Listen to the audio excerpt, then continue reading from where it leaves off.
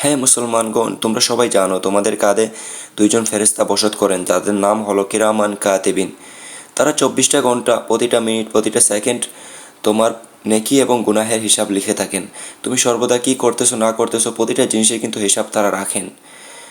এবং মৃত্যুর পর তোমার কবরের পাশে আরও দুইজন ফেরেশতা আসবেন, যাদের নাম হলো মুনকার নাকির, যারা তোমাকে সেখানে সওয়াল করবেন, মান রাব্বুকা ওমা দিনুকা ওমা নবিয়ুকা, তোমার রবকে, তোমার ধর্ম কি, তোমার নবীকে, তোমার পয়গাম্বরকে, সেই বিষয়ে তোমাকে প্রশ্ন করবেন। এবং তুমি যদি নেকি করে থাকো, তুমি যদি দিনের উপর ঈমান রেখে আল্লাহর হুকুম মতে এবং রাসূল সাল্লাল্লাহু আলাইহি ওয়াসাল্লামের দেখানো পথে চলে তোমার জীবন পার করতে পারো, তাহলে আল্লাহ তোমাকে জান্নাত দান করবেন এবং তুমি সর্বসুখে তোমার পরকাল জীবন পার করতে পারবে।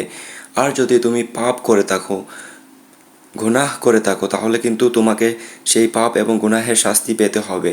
আর তুমি সেখানে গিয়ে আল্লাহর কাছে মিথ্যা বলতে পারবে না, কারণ আল্লাহ সব কিছু জানেন, আর আল্লাহ সর্বজ্ঞানী। এবং তাছাড়াও তোমার কাঁধে দুজন ফেরেশতারা 24 ঘন্টা তোমার নেকি এবং গুনাহের হিসাব লিখতেছে। সেই জন্য আল্লাহকে ভয় করো এবং আল্লাহর হুকুম মতে এবং রাসূল সাল্লাল্লাহু আলাইহি সাল্লামের দেখানো পথে চলো।